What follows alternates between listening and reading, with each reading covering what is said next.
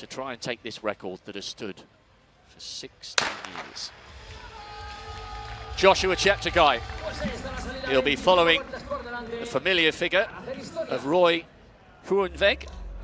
His job to do the early pacemaking duties, a couple of national titles for the Dutchman. And it's Sonia, once again, this is brutal, but how much confidence do you think he would have taken from the 5,000? Arguably his weaker distance, if he has one. Yeah, well, he's more known for the longer distances, world cross country, 10,000 meters, winning the world championships.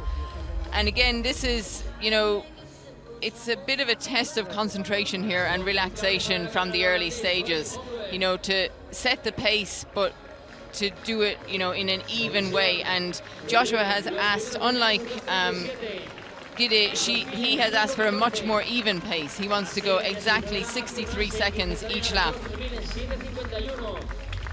And they are bang on, just 63.04 for the first lap. And this is the thing, you don't want to panic too much and try to gain time early, particularly in a 10,000 meters. It is a long way to go, 24 laps at a track to go now. And, you know, the first half of the race is really just about getting there as easy as you possibly can and then start to work.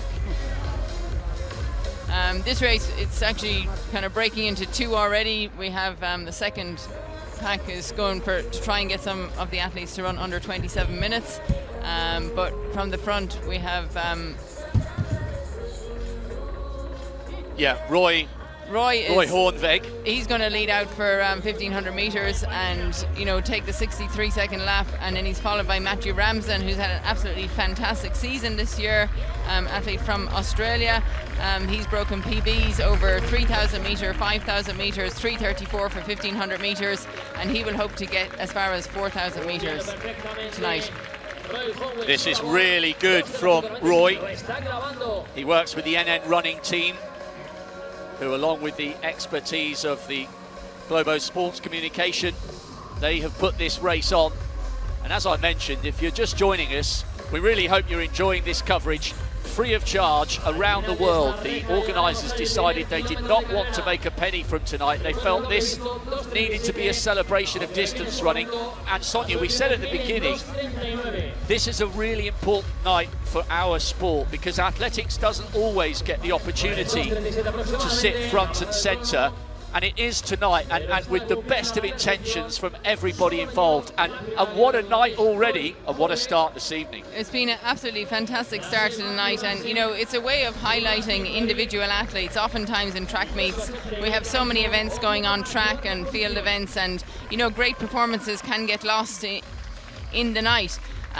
But here we have the chance to highlight great athletes and elevate them, you know, to their greatness and showcase, you know, what individual athletes can do. And, you know, they don't just do it by themselves. That's why we have all these pacemakers here tonight to help them out. A lot of these athletes, they work in teams who help them with their training. And then other athletes, you know, some of these athletes are the best athletes in the world, some of the best athletes in their countries, who are giving up their time to come and help here tonight, because that's what it takes. You know, pacemaking is not an easy job these days. You know, you need some really quality athletes to be able to maintain these paces and to help athletes to push the limits of, you know, the fastest times that anyone's ever run in the world before. And, you know, as the years go on, that gets harder and harder to do. Well, there's a real electricity around this tiny stadium, I can promise you that. There are people crowded round on the walls on street level. Just a reminder, the stadium is in a sort of fantastic natural amphitheatre. I believe we're on the site of the former riverbed, and there are man-made lakes, palm trees. It's a fantastic place to come and exercise. 62.9. He's okay at the moment. And we've just hit our first significant landmark for many people, a 4:12 mile. 4:13 is the pace that we're looking for. 5 miles to go in old language. And Matt Ramsden, it's his job now to get us, you know, to 3,000 meters. We're looking at 7:52. And then we'll see how far he can push on from there. But, you know, the pacemakers, you know, the further they can go at the more even pace, and the more they can carry Joshua, you know, to the point where he will then have to start working himself. And, you know, that's probably when he will have to start looking at the lights here as well. And they are just, you know, running right on world record pace right now. They're not trying to get too far ahead of it because it's a long way to go, and you know, you just don't want to burn the energy too early in the race and save, you know, something for those last laps. Yeah, and I think we should clarify as well that Joshua's got to run a massive 31-second PB, so people might say, well, hang on a minute, surely that's far too big a margin, but he needed a 22-second PB to take the 5,000-metre record, and he managed that with room to spare. So it's an interesting challenge, and it's a mark of how confident he's feeling, that the fact that he's never run within half a minute of Kenenisa Bekele's record doesn't bother him. No, well, you know, I think he just wouldn't be looking at the record per se or what he has done himself in the past, but more, you know, focus on what he's done this year and, you know, what that equates to. And, you know, on paper, you know, he should, you know, be definitely within range of breaking this record. But, you know, it is a long way out here. It's a tough event. You know, it's quite different over 5,000 meters. You know, there's less laps you have to run by yourself. I think here he may be left with a lot more laps to run by himself, and you know, he will be actually after running at, you know, such a fast pace for a longer distance as well. But he's trained for this, he's prepared for this, and I'm sure he knows what to expect. But they are just running nicely on the pace right now, staying even, not trying to get too far ahead, and, you know, pick up the pace in those, saving something for the end, which is what he needs when he's going to be by himself and when he's be looking at those staying ahead of the green lights. We're bang on it right now. Yes, he's going to have to answer some savage questions. I was talking to his coach, Adi Ruta, had a fascinating hour with him the other day in the team hotel, and he was saying that Joshua has a massive appetite for pain, and that's what he needs. He says, I don't really need to equip him with any mental tools to try and cope with the pain. He's just born with a gift to take punishment, and that's what he's going to need to be able to do tonight. Absolutely, and he's got Nicolas Kipkereer here waiting to take over from Matt Ramsden once they get past 3,500 meters. And he has actually got the fastest time in the world this year for 10,000 meters at 26:58. Just a few weeks ago. So he knows what it's like to go the full distance. So he'll be aiming to run a little bit quicker than he's run just a few weeks ago, and help Joshua to get to a point where he's confident that he can take it home. Matt Ramsden's done a good job here. 7:52. They are absolutely bang on world record pace at the moment. There's Roy Hoenvig just in the foreground. He'll be delighted with what he's seeing so far. There's such a spirit of generosity amongst distance runners, which sounds like a cliche, but these guys and the men and women in the crowd who've run a 5,000 and 10,000 at whatever pace, they know this hurts. And you just have to look at how hard Ramsden is working here. You know, he's just got himself an extra 200 meters there, and that's just 1/3 into the race. You know, there's still a long way to go here. Joshua is looking pretty relaxed. Nicolas is also looking relaxed, and that is what you have to maintain for as long as possible into the race, because it's, you know, the laps are adding up here, and they are on pace. But I agree with you. He needs Nicolas to keep going as long as he possibly can. They've actually moved a little further up the trail of green lights. It's 5 in total. And then the front of the blue lights is set at 8 meters in front of world record pace to help the pacemakers. But Kipkereer Kimeli, to use both of his surnames, he's a 12:51 man. third in the national cross country at the start of this year in Kenya, and that is absolutely no mean feat. Now the last lap was 62.9. This is good so far from Joshua Cheptegei. 62.4. This is what he needs, Sonia. It's metronomic. Yeah, just to be able to maintain that even pace, you know, a little bit under 63, a little bit over 63, you know, you just to keep that going for as long as possible. And, you know, I'm sure that Joshua Cheptegei, he will be able to pick up the pace over the last 4 laps, but he just wants to get there feeling good. And right now they are working really well together. I think Nicolas, he's not pushing too hard yet. He's will be the next key marker that we'll be looking for is the 5,000-meter mark. You know, to be passing to in 13:07. You know, that would be the national record in many countries. It's pretty astonishing that he'll be coming close to, you know, 13 minutes at the halfway split. I know, and I guess, again, we chatted over breakfast the other day.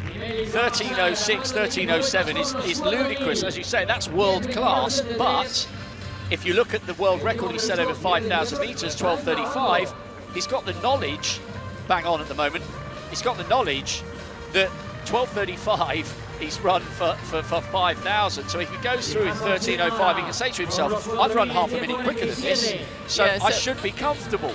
Yeah, I think, you know, it's, you know, like watching the women's 5,000 metres, when you break it down into the laps, it's a very achievable, the 400-meter times, the 1,000-meter times, the halfway times, even 3,000 metres. But when you put it all together and add it all up, it does take a toll. And, you know, that's where he just has to continually maintain that constant, even pacing. And, you know, you can just see here the Wavelights, they're keeping track of it. It will be interesting to talk to the athletes after and see if they have been helped by these lights or even notice them there. I think Gide definitely did, by the way, because she glanced back over her left shoulder a couple of times as she was hugging the bend. 63 on the nose for that one, 600 metres to go before we reach halfway. And there were a couple of little moments there where there were some gaps appearing between the Kenyan and the Ugandan, but Joshua Cheptegei has closed that up really nicely. We mentioned Uganda, and we're hoping that there'll be many people tuning in a very proud, beautiful country. So if you are watching from that brilliant East African nation, then Oliochia, I hope you're having a great time. And it's refreshing, Sonia, that with the likes of Stephen Kiprotich taking the marathon for Uganda in 2012 in London, and then we had Dorcas Nzakuru back in 05 winning the women's steeplechase, and Nakai won the women's 800 last year as Cheptegei took the 10,000. The Ugandans are beginning to become a force to be reckoned with in global distance running. It's not just about the Ethiopians and Kenyans anymore. No, it's more African nations, you know, seeing what their neighbours are doing and stepping up to the mark. And, you know, particularly you see it in the World Cross Country when you have the team event and the athletes are out there and they're encouraged by what they see from, you know, great athletes in the country. They want to be a part of this. And you know, Joshua, you need someone like Joshua as an inspiration to athletes to look up to. And you know, he's doing it that just tonight. Now he's really looks like he's sitting in the back pocket of Nicolas Kip career tonight, and he's as close as can be there now. I just wonder if he had 13:07.73. That is bang on, you know, exactly what they need at halfway. You know, to run the same again will be the world record. So just to maintain this even pace and be able to pick it up, but it looks like he's going to have to go a long way, a long run for home right now. It's going to be 12 laps for Joshua Cheptegei. Yes, is the by Kenyan himself. Is he going to stop? I think he's just about had enough. This is the loneliness now of the long distance runner. Nicolas Kimeli is carrying on, but his duties of towing Joshua Cheptegei around to a world record have come to an end. Cheptegei is now on his own. He's being roared on though by a growing number of people sitting on the city wall. You might just be able to get a glimpse of them there to the left of the Estadi del Turia. I tell you what, this isn't the biggest stadium, and we've never seen a world record here until tonight, thanks to Nicolas Bekele. I think a whole host of athletes would love to come and compete here. It's not huge. We're not talking about 40,000 people, even without the COVID restrictions, but there's an intimacy and there's a real atmosphere about this stadium and the way it's sort of formed in this Colosseum shape with people all around on the city walls. I think this is a cracking place for athletics. It's a stunning stadium. You know, the location and the positioning of it is unbelievable. You don't see many tracks like this anywhere in the world where they're dropped down a level. So the shelter here is, you know, on a windy day it would probably be not so, it would be very sheltered. But, you know, the conditions here tonight are absolutely perfect. Joshua, I'm sure he was hoping Nicolas would go a little bit further. They were hoping maybe 7K. So he really now has to make his mind up and really go for this. You know, it's not an easy task that he has set for himself here tonight. And he's on his own right now, but he is running with the world record pace. He's right in the middle of it. I suppose he's focusing on the blue lights if he can see them. And, you know, I think, you know, if this, you know, is such a help to the athletes tonight, this could be a new, you know, development for athletics. You know, it's something new to help us to push the barriers that, you know, many athletes see there at all levels. And you know what? I just noticed a little, almost imperceptible acceleration there, because I think he sensed that this is getting a little bit tight. It's only half a second or so, but he's still looking okay at the moment. He's got to keep hammering these laps out. So much effort, so much work with Adi Ruta in Uganda. And I think it's really brave of him to have won the World Junior title and then gone over to a big training group in Kenya and got in touch with Global and got in touch with NN Running and said, look, this isn't really working for me. I'm happy to hurt myself. I'm not after an easy ride. But some of these long 40K runs that these older marathon runners are doing, and he was a teenager at the time, they're not working for me and my body's not reacting. I want to go home. Can you help me find a coach who can work with me back in Uganda? Because that's where I think I can get the best out of myself. And boy, oh boy, did that turn out to be a great decision, because since then, he's added the World Senior title, the cross-country title, and a world record, called the world best, over 15K. So that gives you the impression, Sonia, this guy has got maturity and he's got emotional intelligence as well as a racing brain. He understands what he needs to get to the top.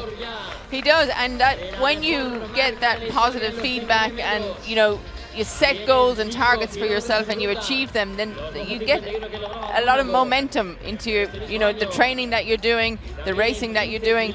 Your whole belief and confidence grows and you feel that anything is possible. You know, you start to believe that you can do anything, and I think that's what Joshua has done here. You know, he set the 5,000-meter world record 12:35. It looked so easy at the time, particularly the last 4 laps of that race, that I think he truly believes that, you know, he can achieve things that seem impossible. And looks like he is sitting on these lights here tonight. Now he's jumped onto the blue, which is great to see, with 8 laps to go. 17:50, and that's well ahead of the schedule here that we're looking at. 62.5 for that lap, and that may be the reason why he is on the blue lights, which, remember, are indicative of the pacemakers being 7 or 8 meters ahead of world record pace. He's trying to achieve something really special here. Kenenisa Bekele's world record has stood since 2005. Only 3 men have ever run inside 26:30. Bekele obviously with the world record, and the legendary cross-country runner Paul Turgat setting the world record, and Haile Gebrselassie as well. And he's picking up again here. He's giving himself some room for error towards the end of the race. It's a glittering list of men to have run under 26:30, and he's giving himself a great chance of joining them. He has, and he once again has hit one of his target times over on the back straight with 7 laps to go, so just under 3,000 meters to go here. And now he is definitely within the range that, you know, it starts to feel easy when you're in the single digits. You know, he's getting around there. It'll soon be down to 2 kilometers. 2 kilometers to go will really break it down in his head that he can actually do this. So I think he really has to concentrate. He can actually focus a little bit on the athletes that he is catching and passing here now. That will give him a little bit of motivation to, you know, push himself and to catch up and to go by quickly. And, you know, while also maintaining contact with the pace here. And I'm sure he will be keeping an eye on the clock every time he comes around. If you're a fan of the history of great sport, then what about the list of names he's trying to join as a 10,000 metre world record holder? Emil Zatopek first broke the 6 1/4 mile world best in Ostrava. There's a statue of him there. I was there for the Continental Cup and had a photo beneath it back in 1949. Then you move into the 60s. The legendary Australian distance runner Ron Clark, who got a bronze in 64 and then famously needed oxygen at the high altitude of 68. He's been a world record holder. Lassie Viren in the 70s, a 4-time Olympic champion, did the double in 72 and 76. And then you move in to the likes of the 90s. 3 times Haile Gebrselassie has held this record. Paul Tergat as well. All of them with glittering careers in cross-country and track and the road. Tergat, the first man under 2:05 for the marathon. Gebrselassie was the first man under 2:04. Both of them proud holders of the 10,000 metre world record before it passed to Kenenisa Bekele, a 6-time long course cross-country world champion and a triple Olympic champion, 5,000 and 10,000 metres. It's a glittering list of who's who in terms of the all-time greats, and that's the kind of company that Joshua Cheptegei would be in if he can somehow keep this going. And I tell you what, Sonia, he's getting a standing ovation from the crowd here, even though he's got 5 to go. And he's just passed through with 2 kilometers to go, and he is still on world record pace. In fact, he is under 1 world record pace. You know, as each lap goes by, he's just going to get more and more motivation to belief and confidence that he is able to do this. And right now, he is still maintaining that relaxation that we saw in Monaco over the 5,000 meters. I think for, you know, someone who's a 5,000 meter runner, a 10,000 meter runner, when they see 1 mile to go, 1 lap or 4 laps of the track to go, that is a small, you know, it's not something that is unachievable for them. They're kind of what I would call within range of really racing to achieve the record. This is absolutely incredible. Wherever you're watching this in the world, I hope you're enjoying this. Distance running, free to view anywhere on the planet, because we're watching something really, really special here. This was the NN Valencia World Record Day. We've seen one, surely we can't be on the way to seeing another, can we? 62.9, lap after lap after lap. He's edging ever closer to a place in the history books. He's only run twice this year, Sonia, and on both occasions he's broken a world record. World 5K on the roads back in February in Monaco, then the 5,000 metres on the track in August. If he does this though, there's such a mystique, there's such a majesty about the 10,000 metres, 25 soul-destroying laps of a track.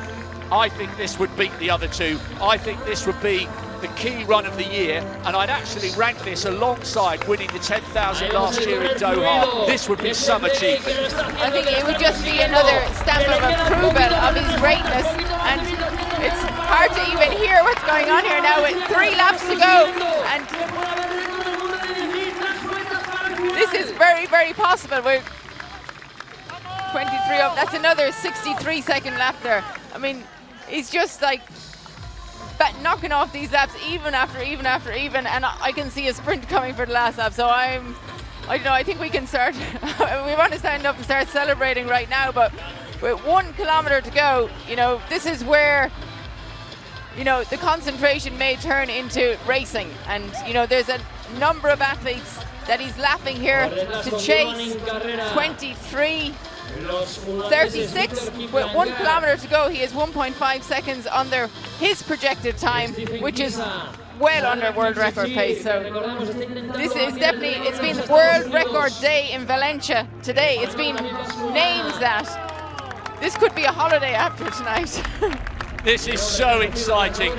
We really hope you're enjoying this. I just can't stop smiling. I can't believe what we're in the process of witnessing here. If he can keep it going. 2 laps to go.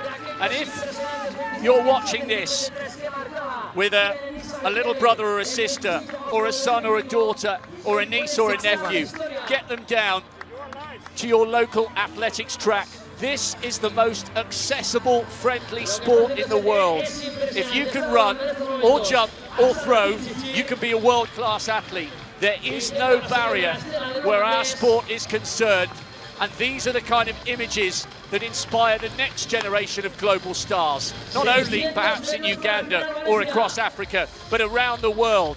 He is standing as a symbol of all that is great. He's pouring his heart and soul into this record attempt, into this journey to greatness that he is relentlessly pursuing with painful session after painful session.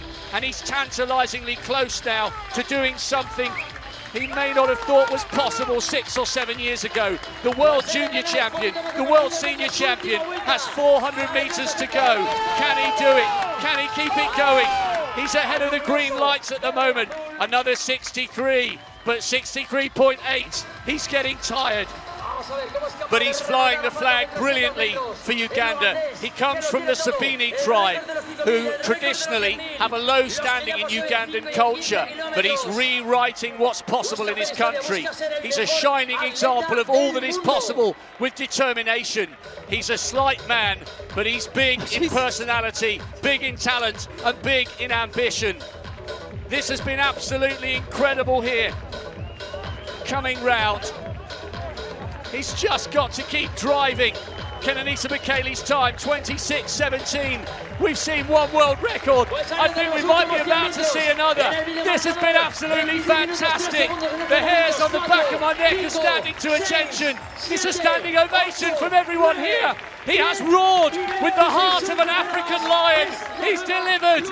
It's a world record for Joshua Cheptegei, the Commonwealth champion. The world champion is the fastest man in history, over 6.25 miles. And this is a night that will never be forgotten by any of us who were privileged enough to be here. He has shone like a star in the night sky of Spain. That was incredible. That was outstanding. I mean, the pressure and the expectation for Joshua to come here tonight, a whole day in the city of Valencia built around him, and also on Cheptegei, you know, to have the two of them come here and deliver on what was named a world record day is outstanding. It's something that, you know, we all wanted it to happen, but we were fearful, you know, that it wouldn't. But to see it actually happen in front of our eyes is unbelievable. That is just, you know, solidifying his greatness over the past years, running the World Championships, world record, world cross-country champion, and he just made it look easy. He just got faster. I knew those last 4 laps he was going to get faster and faster, but he did get tired going into the last lap, but he was able to carry it through and come home with the world record. A successful year like you couldn't have imagined with, you know, everything being cancelled. It is just outstanding. I'm absolutely speechless after tonight. It was so emotional. There are people waiting there